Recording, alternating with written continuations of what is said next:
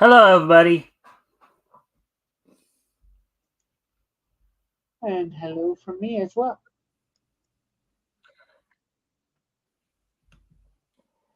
All right. So, with that, welcome to the Mikestand, everybody. Today is Monday, May the 20th. So, we're approximately 2/3 of the way through the month here. Let's see. And also, of course, we have, Rick joining us as well. Um, Yep. as we will, Read through a few articles. yeah, we'll read through the article. Sorry, because my, anyways, I gotta get my head sharp a little bit more. Um, yeah. Um, so before we do get started, before I do talk about what's on tap for tonight, Rick, would you like to give it a little intro? Share any links? You know the shtick, right? Yeah, well, there is a link to my channel here on YouTube. And yeah, I've got a channel here on YouTube. Right now, I'm just basically doing a chill stream, but it is ultimately about my comics or me drawing sometimes. It depends on what era of my channel you look at. I've had a wide variety of things on it. So if anybody wants to go look at it, check out all my previous content, build up my watchtowers, I would really love that. So yeah. And if you like what you see, hit that subscribe button and make sure you like whatever videos you're watching if you like them. You know. So All I right. guess that's about it for me All for right. this, Well, anyways. thank you for that. And for those in the chat, you guys can, of course, like and if you haven't already, if you guys can like and share the screen, see if we can get some more friendly people in here to engage. That'd be appreciated. Also, if anything here grabs your attention that we talk about, feel free to comment and or ask questions. We'll try to answer the questions to the best of our ability. So, with that being said, let's talk a little bit about what's on tap for tonight. So, tonight, of course, what we're going to do, we're gonna go over one article from Bounding into Comedy. It was initially we were gonna try to do it at the very end of the show last night, but we just kind of got sidetracked. It's a pretty good article that came out on Friday from from Bounding into Comics in regards to some commentary from the creator of Kill la Kill, the anime Kill la Kill. Also, we've got quite a bit of wrestling news going on. We have some stuff from, in the wrestling wrap up, we have stuff from WWE with of course, with this Saturday, the King and Queen of the Ring happening. AEW will have Double or Nothing this Sunday. We'll look back over the weekend and see what happened in WWE action, AEW, and TNA, as well as looking at Major League Wrestling's Fury Road, which was broadcast on Saturday on YouTube, but of course was recorded like about a month prior. So, also, of course, this day in each history. And with all that, why don't we go ahead then and why don't we go ahead and get started on the article here? Sounds Right good. into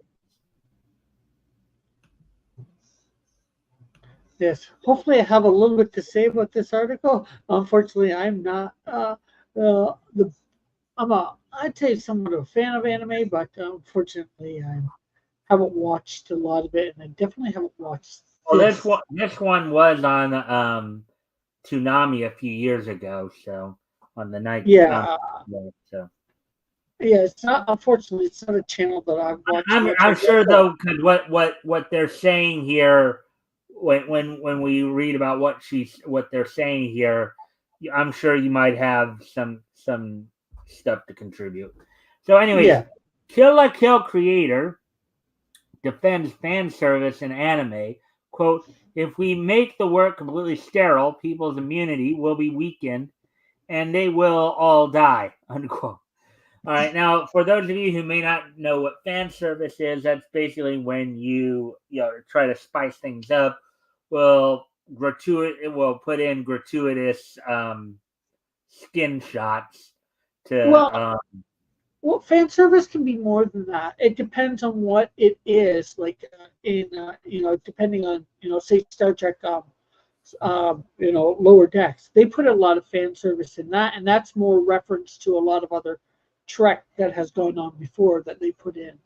I guess sometimes it's Easter eggs and But all that. but in anime, when people are talking about fan service, it tends to be usually they put in more racy stuff to try to make it more exciting for people. Oh, okay. And More. I would I'd assume that by they will all die. I guess he's talking about all enemies will die. Otherwise, not Well, people themselves. let's find out. So, article by Spencer McCauley published back on May 17th, which of course was this past Friday. And there's Ryuko and from Kill la Kill. So, in the opinion of Kill la Kill creator Kazuki Nakashima, while there exists a growing opposition among audiences to the concept of, in smaller quote, risque anime fan service, he and his fellow creators should dare to take on the stigma and keep including such content in their works.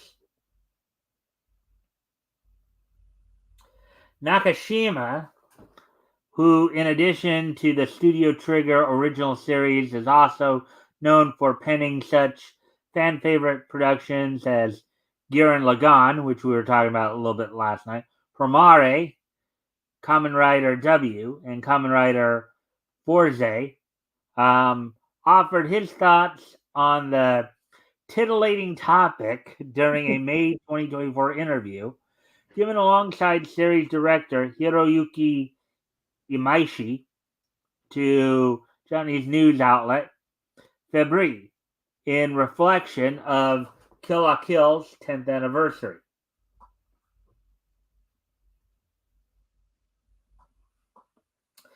At one point, met with the observation from the outlet's Shotaro Miya, as machine translated by T-Pel, in parentheses there, that the production of the over-the-top and bombastic style of the fashion-centric seinen series, quote, was only possible because it was made, in brackets, 10 years ago, unquote.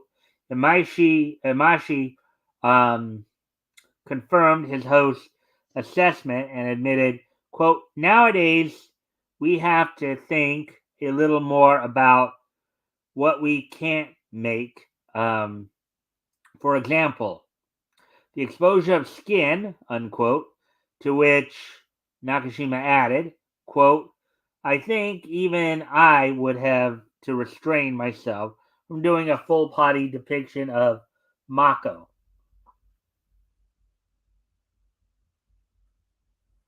And there's Mako right there. Quote, I don't think today's audiences would tolerate a, quote, peek into a bathroom, unquote. He added with a laugh, quote, I would have to make an excuse for it more carefully. In small quote, this person's life is at stake, unquote, like that, unquote. Then, pressed by a likewise jovial Mia, quote, wouldn't it be better to just cut the bath scene, unquote. Nakajima smiled in turn, quote, if you ask me, if the bath peeking scene is interesting, after all the logic I put into it, I would say it's not that interesting. So I think I would cut it, unquote. Yeah, it depends on whether it does anything for the story, really, I guess, in some ways. Mm-hmm. Yeah. Let's see. And no, that gets just us thus far.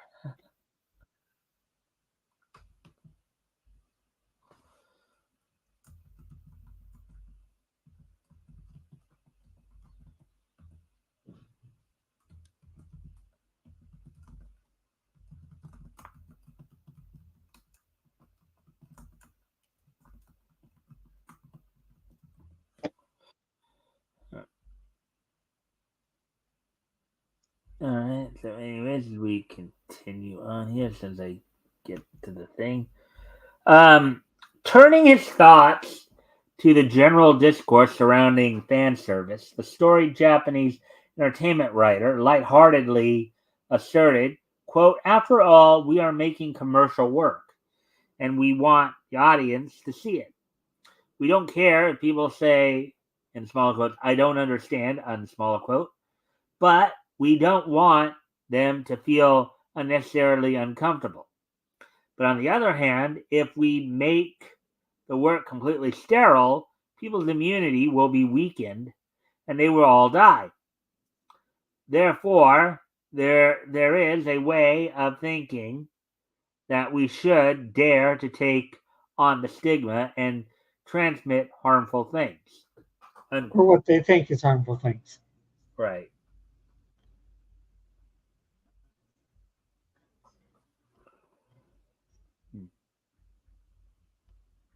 Quote, "We do it with the lofty aspiration," in small quotes, "this is what we need to do for the sake of humanity's immunity." Unquote. He playfully continued, quote, "We will never be understood, but we will die with a stigma for the sake of humanity. There is a way to do it with that kind of feeling." Interesting perspective there, huh? Yeah, for sure. Putting a final bow on their conversation with Mia, Imashi ultimately joked back to his Kill la Kill partner, quote, "However, I don't want to perish if I can help it." Yeah, of course. In The other words, question is, you got to know your audience really, and will your audience accept what you're doing or not? You know. yeah. It should be noted that despite his exaggerated language, Nakashima doesn't actually think fan service is vital to the survival of the human race. Okay. Oh, to the survival of the actual human race? No, but maybe to the Rather, survival of ra- anime. yeah. Rather, the storied writer's joking take is meant to convey the idea that the more artists have to, in smaller quotes, stand off the edges, unsmaller quote, of their creations, the more boring they will ultimately be. And if that becomes the norm, the entire medium will suffer for it. Mhm. And I get what he's saying there in Yeah, that. In parentheses here. And you know what? As proven by the currently creatively bankrupt state of the Western comic book, video game, film, and television industries, he's absolutely correct. yeah, Yep. I mean, we've talked about that ad nauseum for the last what, 4 or 5 years here. yeah, for sure. All right. So wow, we're just at 13. Yeah, it was a fairly Yeah. short article. So that one went Yeah. quick. Yeah. Well, So let's see what obviously, we probably maybe don't get. want to get the wrestling wrap up yet. So, any other articles there? Well, I'm looking right now.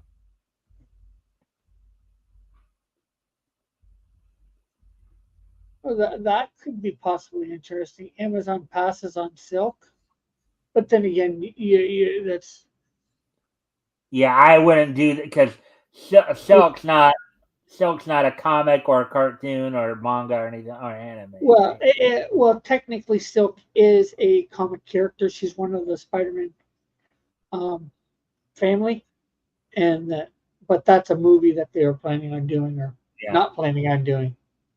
Okay.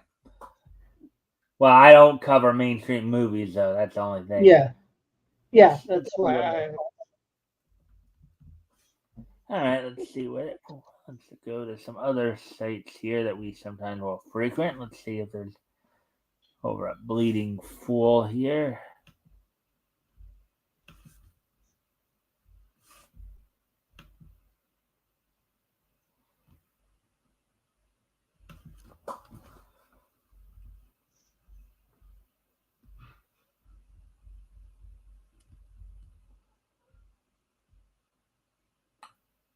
Oh, here's something to follow up on.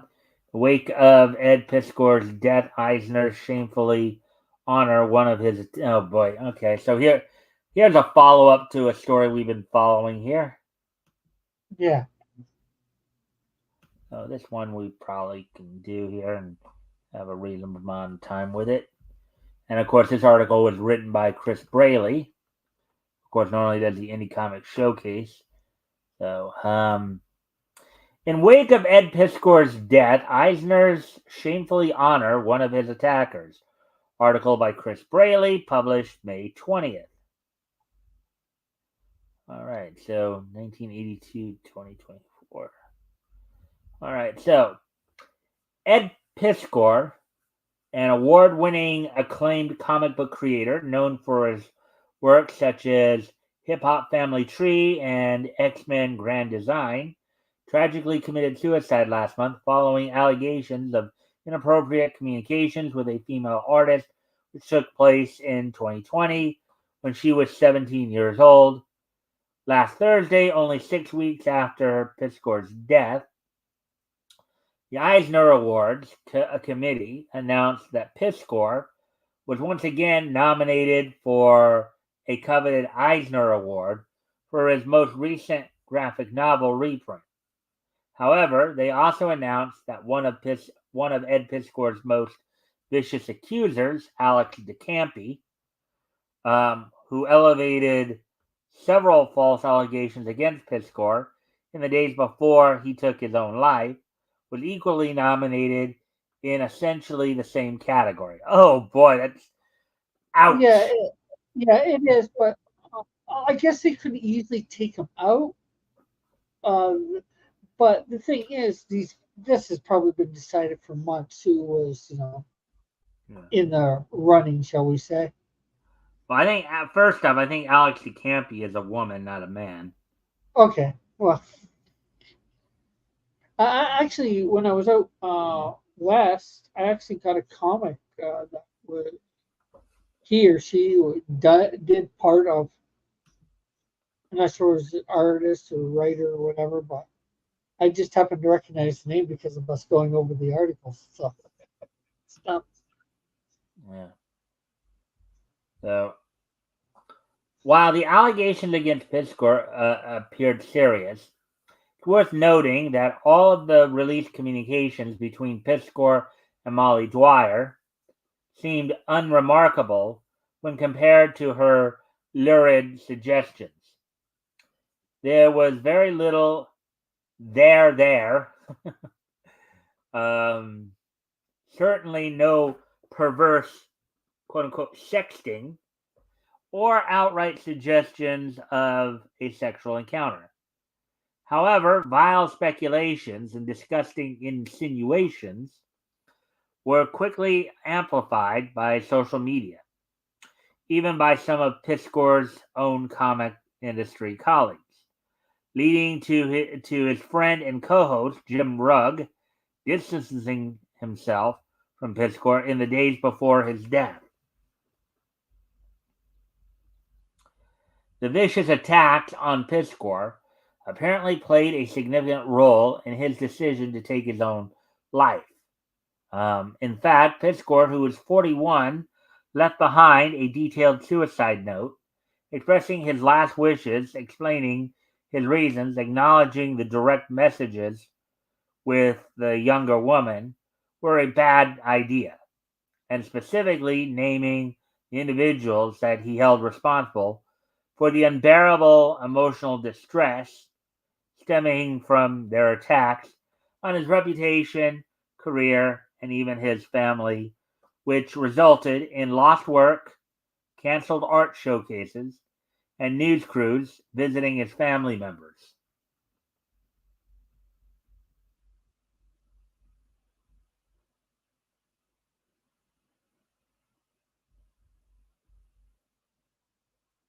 Obviously, somebody commenting on the Ed Piskor stuff. I'm not sure whether we should be reading this or not, but how pertinent it is to the article. Yeah. Anyways, among those named as his quote unquote murderers in the suicide note were Alex DeCampi, Ramon Villalobos, Cam Del Rosario, J.B. Rowe, Molly Wright, another accuser, Daryl Io Braithwaite, and Evan Dworkin, who even attacked Pittscore in one way or another. Others labeling him a groomer, quote unquote, or a P word, quote unquote, or sex pest, quote unquote, and zealously elevating most any other unsubstantiated claim. Any attempts to point out that the age of consent in Pittscore State is still 16, and therefore the concept of a 17-year-old being groomed, unquote, quote unquote, was a reach at best, were immediately met with scorn. And of course, and that inherently right there is the problem, because people's, and I've talked about this before. Not that we need to really get deep in the grass here with this, but the whole idea behind the whole idea of age of consent there is that in legal terms, it's a legal definition by which you're deemed mature enough to handle making adult decisions. In this case, the decision of whether or not to have sexual intercourse. Yeah, fortunately or unfortunately, most of these people aren't talking through and maybe they should be or shouldn't be. That's another discussion really altogether. They're not really talking through the legality of legal consent. Right, and we've talked, and I brought that up too before, Rick, where people kind of confuse or conflate the whole issues between legality of an issue and morality of an issue. A lot of people believe that 18, from a moral standpoint, that nobody who's over the age of 18 should be trying to engage anybody who's under the age of 18. Like 18 is even though you have other parts of the world, and we've talked about this before, that their societies have deemed, some societies have deemed people as young as 15 as being old enough and mature enough to make the decision of whether or not to have intercourse, and to understand and accept both the rewards and the consequences of those decisions. Yeah, and well, although it's not the same this now here in Canada, but in Canada it did used to be 14. So. Mm-hmm. And I know there's also, depending upon state in some countries, there's also a differential. Like there is like age of consent with no restrictions whatsoever, and then there's an age of consent with restrictions. Most of the time, these are age, but sometimes can also be an age of consent based on if one person is a person of authority, exemption. So, but anyways, as I said, we don't really need to get deep in the grass on this. We've talked about this thing before several times, not just with this article, but with other situations too. So, anyways, getting back to the article here, any suggestion that Miss Dwyer's decision to publish these random DMs and framing them as tawdry was a bit suspect. Was quickly dismissed by anyone firmly. Was quickly. Let's see. Any suggestion that Ms. Dwyer's decision to publish these random DMs and framing them as tawdry was a bit suspect. Was quickly dismissed by anyone firmly in the quote unquote believe all women camp. Despite all of the posted communications containing no crimes, no harassment, or nothing lewd whatsoever. In fact, when looked at it in context, they all seem to be focused on the young woman's artistic talent and her interesting comments, sprinkled with the occasional expletive. Um, no one could question why Dwyer suddenly decided to take umbrage at these communications, but several of Piskor's industry peers seemed more than willing to take the very worst of them and pile on.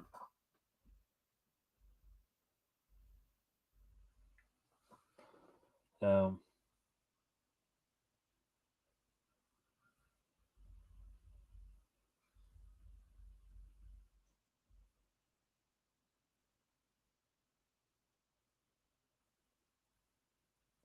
actually, so Valerie, and one of the quotes that Valerie D'Orazio pointed out here.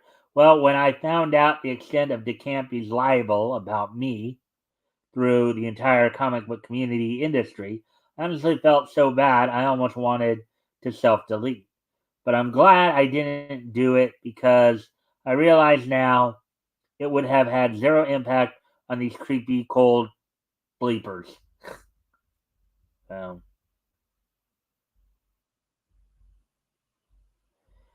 Anyways, Bobby Piscor reacted to his sibling's death with his own Facebook post, blasting his brother's attackers and focusing on Ed's own words that stated in smaller quotes, "I was murdered by internet bullies," unquote, saying, and this is of course Bobby from Bobby's tweet, I believe, quote, "I will never be able to get out of my head. These words will forever be cemented all across the internet. The fact is that my brother was murdered by internet bullies.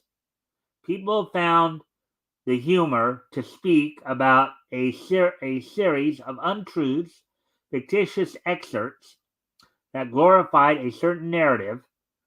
The words you all wrote that made you all so very proud had a lot of meaning to my brother. In his eyes, he let his family down, when in fact, the internet bullies let him down. These words hurt. They hurt so many people." Yeah.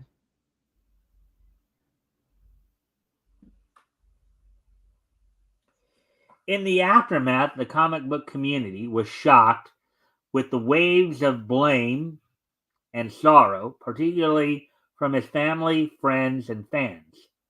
However, large swaths of the mainstream and indie con community either sidestepped the details found in Piskor's suicide note or simply ignored the entire matter altogether. Only a few recognizable talents like Mark Miller and Rob Liefeld publicly shared their sorrow and disgust over the tragic turn of events. But every person named in Piskor's suicide note either had some excuse, accepted no responsibility, played the victim themselves, or showed little to no remorse at all. Some even doubled down on the vile attacks.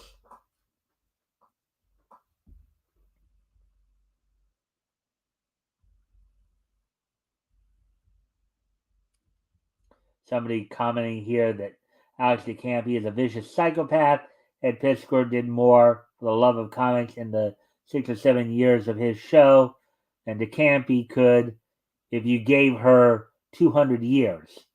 Comics will never be safe for anyone as long as psychopathic mediocrities like her are tolerated.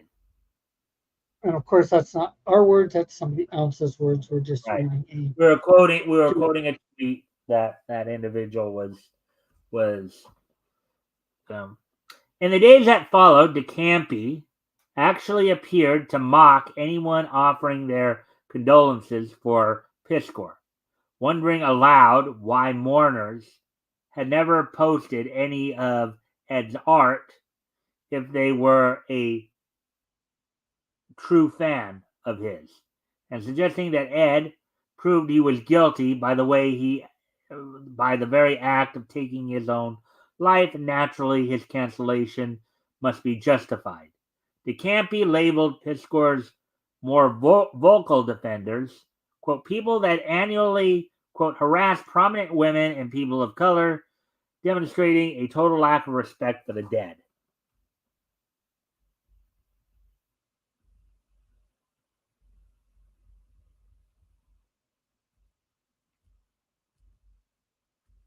A bunch of Alex's tweets. Mm-hmm. Yeah. Let's see. All right. In the weeks that followed, there was some discussion about the role of cancel culture and its impact on individuals, mostly from those who never even heard of DeCampi or her comics work. The community seemed to be beginning to understand the relentless nature of online accusations and the pressure of being banished from the comic book industry and the components of this incident that directly contributed to Piskor's tragic end. Unfortunately, there has been no accountability for those who piled on or any compassion shown for Piskor's mental health issues within the wider mainstream comic press. And unfortunately, that is not surprising Yeah. because even Considering what's been going on the last 4 or 5 years, right?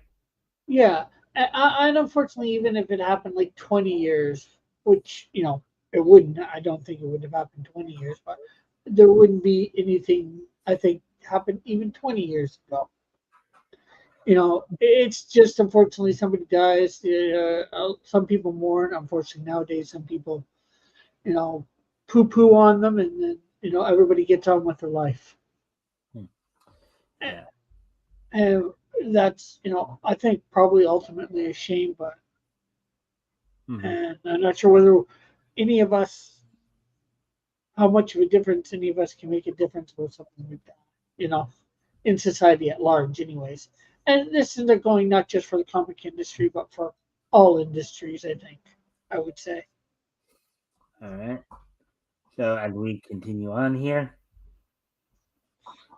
So after all this ugliness, the Eisner Awards announced last week that Piskor's Hip Hop Family Tree was nominated for Best Graphic Album Reprint. Um, as a graduate of the Kubert School of Comic Arts, a previous Eisner Award winner and host of the popular YouTube channel Cartoonist Kayfabe, with one-time friend Jim Rugg, Piskor celebrated comics like few fans or creators do. His nomination seemed like a natural and appropriate decision. So, For hip sure. hop family tree. Here's what they were talking about. Of course, Fanographics Treasury Edition. Yeah, it has that. Oh, that it has like the '60s vibe or before, maybe '70s. Yeah. Okay. But to likewise nominate DeCampi, a woman who Ed specifically named in his suicide note, his last words to her being, quote, may you continue to have zero success no matter how hard you continuously leverage other people's business from your bully pulpit, unquote, has led some to wonder if Ed's family will even be able to stomach attending a modest sized award ceremony at San Diego Comic Con. Imagine having to sit in the same room as the internet bullies, in smaller quotes, directly tied to your family member's death. Will they even accept this final honor from an industry that seemed more than willing to cancel him just 6 weeks ago? That does beg that question, doesn't it, Rick? Yeah, but the thing is, although the Eisner Awards is a part of the community because it's an award for like best artists and all that, it's not the industry itself. And in fact, I think with what happened, I think they definitely should, because it ends up being an honor that he is, even amongst his time, nominated, and hopefully I would say hopefully he wins. Although he Yeah, came well, into wouldn't it be something if Piskor actually did win the award over DeCampi? I mean, yeah, that would be like almost one last slap to her face on that. yeah, and that's another good reason too. Figuratively, not literally, Yeah. obviously. Hey, Elk's in the chat. Yeah, I see that. Hail, Lord Xenu. Uh, yeah, we're going over a follow-up story of Ed Piskor. So apparently, Ed Piskor, along with one of his accusers, Alex DeCampi, have both been nominated for an An Eisner Eisner Award. in the same category. Well, the article said almost the same category, so it sounds like they could be two different technically categories. Technically, they could both win if how I'm interpreting what's been written is read. They both might have both been nominated in different categories, but close to the same. So at Yeah. least if I interpreted it correctly from what it said earlier. But All right. So with that being said, let's continue go on. ahead and continue on here. So established in 1988, the Eisner Awards were designed to honor the best and brightest in the comic book industry, and at one time was the most prestigious accolade in the comic book industry, having been referred to as the Oscars, quote unquote, of the comic book world. While it's become less relevant in recent years, with complaints of corruption or jokingly said to only celebrate DEI or low sales, winning an Eisner Award is still a significant achievement for any creator. It not only provides recognition but elevates the recipient's profile, so the impact of an Eisner Award can be substantial.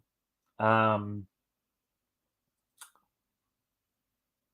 often leading to increased sales, greater visibility, and more opportunities for creators. And Alk is saying, yeah, I think I was reading on IVC two. They are different categories, All right. or they are in different categories. The two guys, yeah. All But right. one could lose and one could lose, or they could both lose, or they could both win. It's hard to say. Yeah. So, anyways, prior to announcing the nominees, the Eisner Board evaluates every submission based on its artistic merit, innovation, and overall contribution to the comics medium. The deadline for submissions to the committee this year was March 15th, slightly more than 2 weeks before Piskor ended his life. It is unlikely that every submission had been reviewed and all nominations confirmed before his death.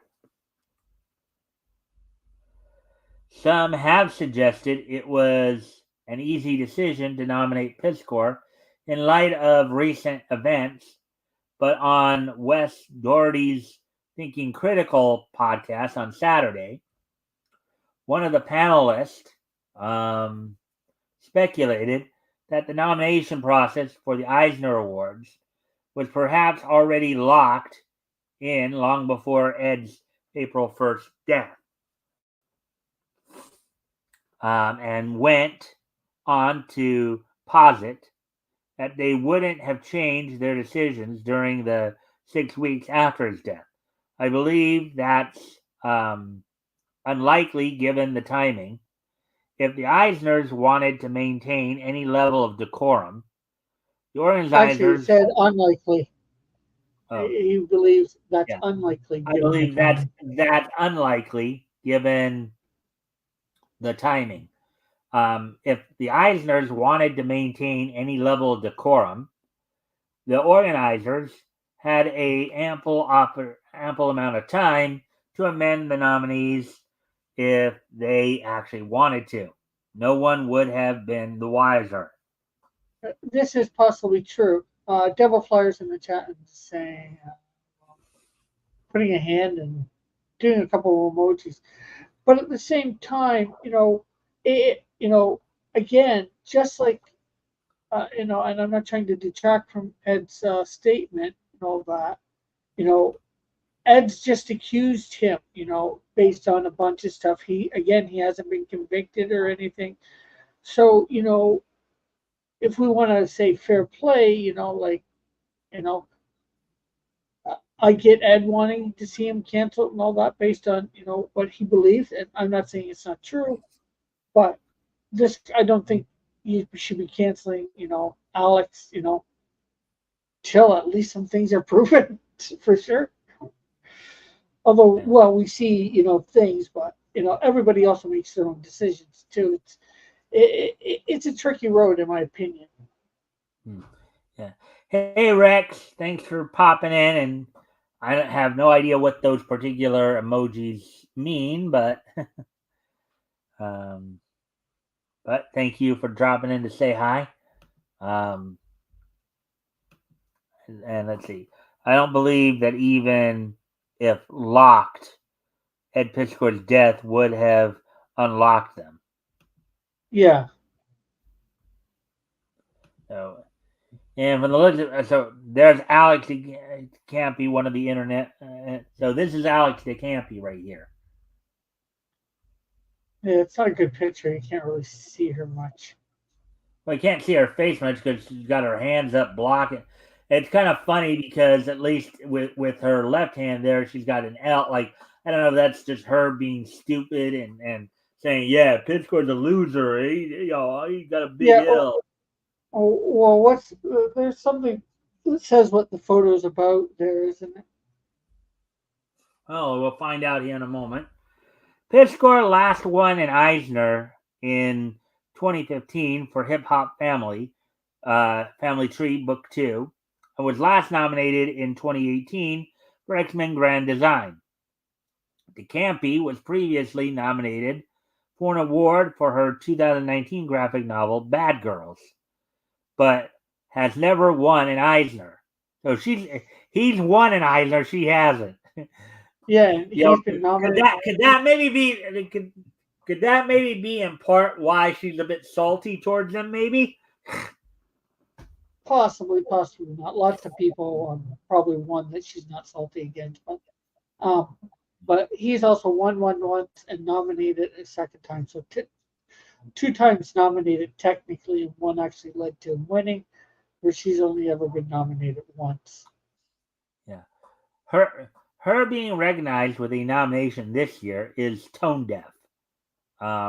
Especially when I know of more than half a dozen established creators and works that were submitted this year for nomination that were not recognized.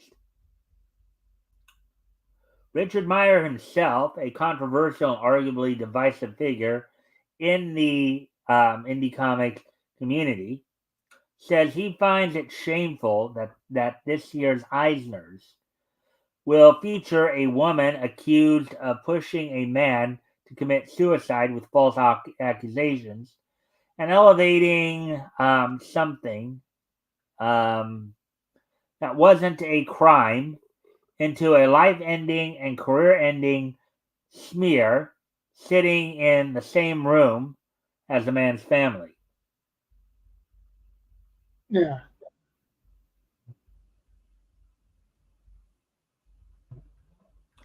Richard goes on to ask why big names like Robert Kirkman never speak up about this kind of harassment, and media journalists like Rich Johnston and Heidi McDonald both actively support DeCampi, despite her not producing any work of cultural significance. He also references her involvement in a quote unquote whisper network, which has a history of trying to cancel male comic book pros and is now an open secret in the industry. This one's been kind of lengthy, hasn't it, Rick? Yeah, for sure. Yeah. We're coming up at 45 minutes, but I think we should finish this in the next Yeah, 5 minutes. and So, yeah, because I was trying to make sure I pushed it to about an hour. Because with last night's show, we got back up to where I'm pretty much where I need to be. So hours yeah. wise, are we to believe no one on this panel of judges or any of the organizers were unaware of this tragic death or to Campy's involvement and actions surrounding it? If they were truly this ignorant, then how relevant is the Eisner organization? Or could their ignorance be the direct result of an effort by the mainstream comic book news outlets like Comics Beat, Newsrama, CBR, Bleeding Cool, and most every other outlet to memory hole Piscor's last words, refusing to link to his suicide note and therefore protect the Campy and her Confederates? I think this has to be a binary choice because the third option is too ghoulish.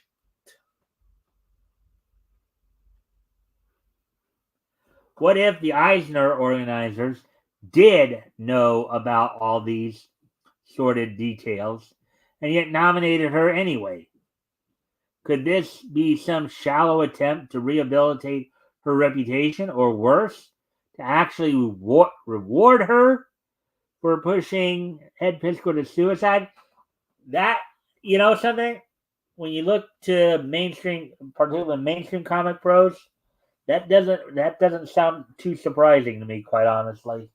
Yeah, it's hard to say, it does say what this is supposed to be evaluated on, right? Mm-hmm. You know, Mm-hmm. and although technically it's never been proven about Ed either, obviously, and he gave a reaction to his detractors of what happened. But one could say, they're including him. They could not include him just because of these put accusations as well that were made to him. So I think, as much as I hate to say it, I think they're being fair, for lack of a better way of saying it. Mm. Yeah. And especially with the mainstream, you would think, just being accused of this, that they would, not include him, Yeah. whether he's, guilty or not guilty. Right. Is it possible that DeCampi will actually win her first Eisner after leading a witch hunt that led to the suicide of another Eisner winner? It's just too gruesome to consider. Imagine for a moment if the tables were turned and a girl had committed suicide after being accused of something not criminal but arguably improper. You know, yeah. What if, let's say, Alex DeCampi got accused of pulling a Mary Kay Letourneau, right? Yeah, I'm not sure what that is, but offhand. Oh, you don't know, you don't remember here. Well, it was I think years ago. It's like back in the '90s. So there was this teacher named Mary Kay Letourneau, and it was eventually discovered that she had a apparently had an affair with one of her students, one of her like 12, 13-year-old students. Okay, And I've heard stuff like that before. yeah, she basically, um, in fact, she was impregnated by her student. Yeah, I think they did a spoof movie based on it. Yeah, Or that's what I'm referring. That's what I'm talking about. It was actually a real life situation, though. So it wasn't just a movie script. It actually happened. uh, Let's see. Would the industry cry foul if the Eisners nominated both the victim and one of her accusers named in her suicide note, or would they applaud the decision?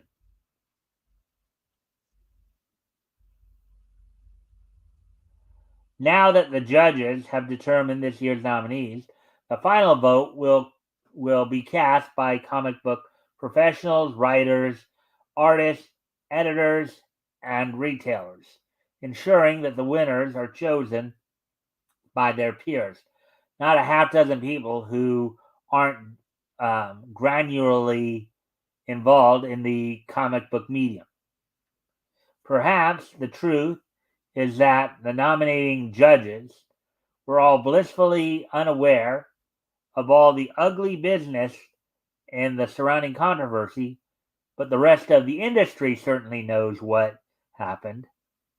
It would be a shame if they reward the campy with an award this year, because in some sick and twisted way, that would be like the industry is celebrating her for driving a very talented creator to taking his own life. It's just too ghoulish to imagine.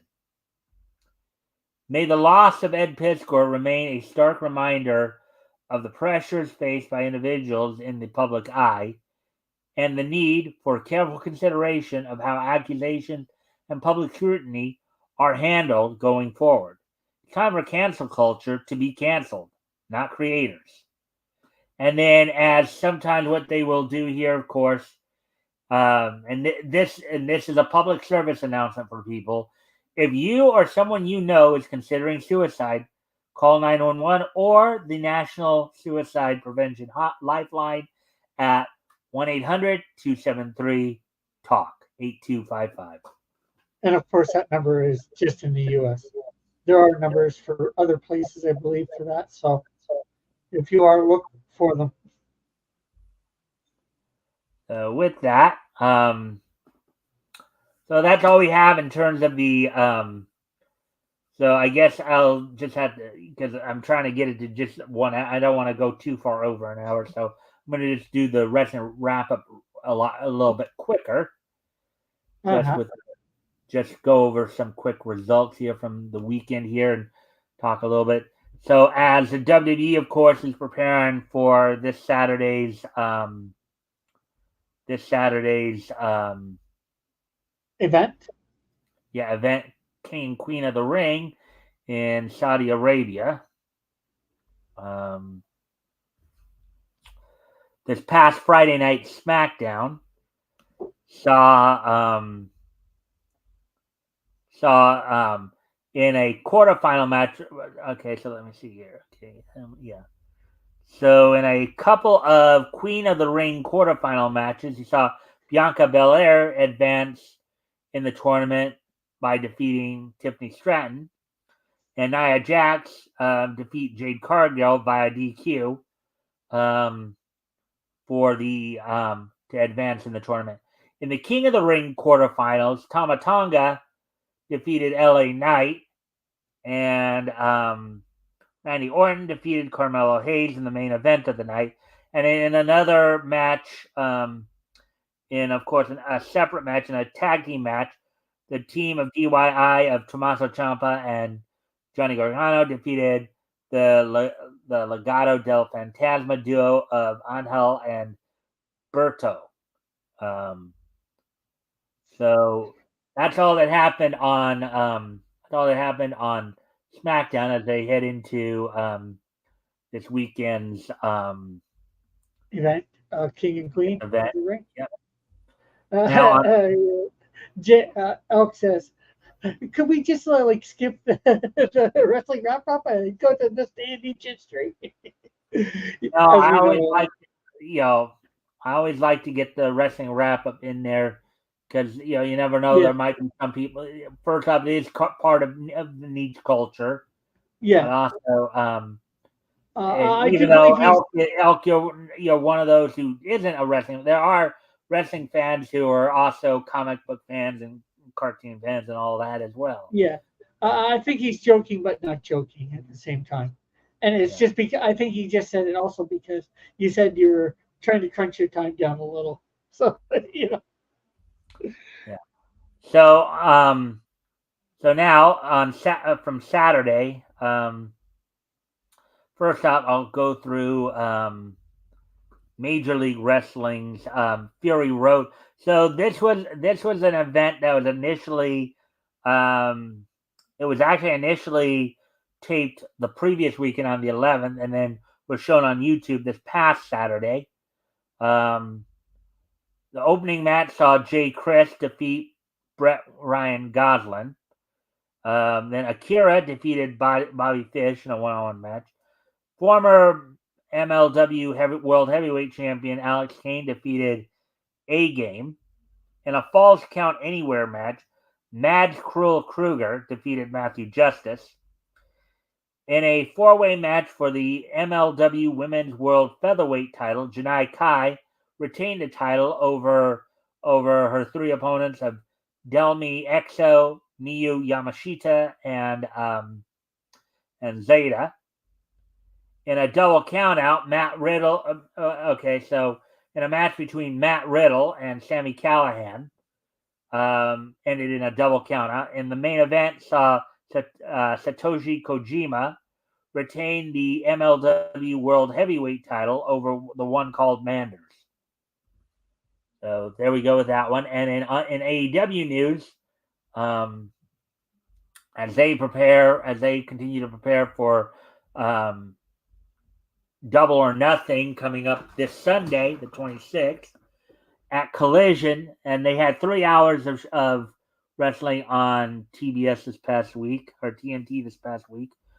On Collision, you had Will Ospreay defeat Shane Taylor in a match as he continues to prepare for his upcoming shot at the international title against Roderick Strong at this Sunday's Event. at this Sunday's event, right? You had three contenders matches for a for a 3-man match to set up a 3-man match for this Wednesday at Dynamite to set up Chris Jericho's challenger at Double or Nothing. So you had former FTW champ. This is for the FTW title, of course. Hook defeated Johnny TV. For those of you who may not remember, that's John Morrison. Katsuyori Shibata defeated Rocky Romero, and Brian Keith defeated Boulder. Orange Cassidy defeated Isaiah Cassidy Isaiah Cassidy, spelled differently, in another tune-up match for her upcoming AEW World Women's title match against Toni Storm. Serena Deeb defeated Anna Jay in a one-on-one match. Nick Wayne defeated Jack Cartwheel in the main event for Collision. Bryan Danielson teaming with FTR to defeat Lance Archer and the Righteous. Now, apparently, what had happened too during this match, Bryan Danielson ended up getting injured. He hurt himself a bit more, and he's come out recently on social media and stated that he's going to need surgery soon on his neck. He's got some issues with the C6, C7, and C8 vertebrae, but he's still going to be involved in the Anarchy in the Arena match this coming Sunday, in which he'll be teaming with FTR and Darby Allin to take on the new elite of the Young Bucks, Kazuchika Okada, and Jack Perry. So, and then on Rampage, which aired right after that, Kyle O'Reilly defeated Lee Moriarty in a one-on-one match. Roosh made a statement by defeating and then attacking Cody Chun after the match. Yona Purrazzo defeated Robin Renegade, and Brian Cage in the main event defeated Anthony Bowens. With all that being said, now we can go ahead and move on to this day in each history. Today, Okay, but on most of the audience, and he's like, dear Lord, what would the normal time version of this wrap up be? Well, I even cut some of it out. I didn't go over the TNA because but anyways, because Yeah. we're right at the hour mark now. But anyways, today being Monday, May 20th, 2024. Let's take a look back at this day in Nietzsche history. History. So, all right, Yeah, and you all cut that. that down to about 5 minutes, so that was good. Yeah. So with that, first I'm going to head back 80 years ago today, as on this date 80 years ago today, the Warner Brothers Merry Melody short Russian Rhapsody um, premiered on this date in theaters on this date back in 1944. It was a cartoon directed um, by Bob Clampett. Now, according to this was a wartime propaganda short produced by Leon Schlesinger Productions for Warner Brothers, which a group of gremlins ridicule Adolf Hitler. So 80 years ago today, the Merry Melodies short Russian Rhapsody premiered on this date back in 1944. Cool. Very topical Russian invading someone. um, anyways, moving on to 1998. On this date, 26 years ago today, back in 1998. This day in 1998, 26 years ago today, the 15th and penultimate issue of Bloodshot from Valiant Comics went on sale on Well, this date. Go ahead, Rick. okay. Oh, it's just I was looking at the title and it said Bloodbath so, on the comic, so I was confused when you said Bloodshot at first. Yeah. Well, no, comic title over here is Bloodshot, even though I see on the Yeah, Bloodbath. yeah. I looked over at the comic title and saw Bloodshot. Okay, I'm like, that's a bit confusing. Bloodshot number 15, basically the 15th and penultimate issue of Bloodshot went on sale on this date. Valiant back in 1998, 26 years ago today. It sold for $2.50 for 32 pages. The story was titled Final Jeopardy. Was written by Len Kaminsky, penciled by Sal Maluto. Robin Ullman did the inking, lettering done by Dave Langier, and Dennis Catero did the coloring. So, um, Cool. so with that, getting ready to move on to the next piece in each history. As we move ahead to 2004, 20 years ago today. As on this Okay. date, 20 years ago today, Samurai Champloo premiered on Japanese television on this date back in 2004, 20 years ago today. The Man Globe's Samurai Champloo debuted on Japanese television on this date 20 years ago today. Of course, many people would remember Samurai Champloo from its time on Adult Swim back in the late 2000, mid to late 2000s as well. Um, so, with that, moving on to the final piece of Nietzsche history is on this date 5 years ago today. The day after the Money in the Bank pay-per-view, WWE held its Monday Night Raw event from the Times Union Center in Albany, New York. This is, of course, the night after Money in the Bank. The main event saw Seth Rollins and Kofi Kingston team up to defeat Bobby Lashley and Baron Corbin in a no disqualification tag team match. In a match for the WWE 24/7 Championship, R-Truth defeated Robert Roode to become the new champion. Early in the night, Robert Roode defeated Titus O'Neil.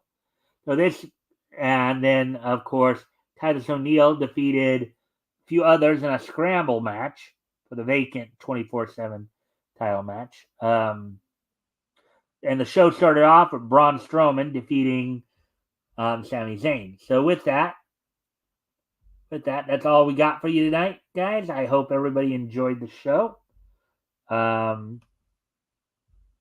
With that, we'll be back here tomorrow night with more Niche News. Of course, I'll have Apex on with me this Friday. Actually, before we go, Rick, did you want to do an outro or? I'll just say, anybody that happens to be listening that hasn't normally listened before, if you want to check out my channel, the link is up near the top. Just do that. Check out my channel. If you like it, subscribe, and watch a bunch of videos and hit the like on them. Build up my watch time. Yeah. Thank you very much. With that, I thank everybody for being here, and I hope everybody enjoyed the show. Again, we'll be back here tomorrow night with more Niche News, as well as, of course, every night. And then this Friday, of course, will be Apex Comics on. We'll be looking at comics that went on sale in February 1940 from Prize Comics. So with that, I thank everybody for being here, and I will see you all tomorrow. Bye.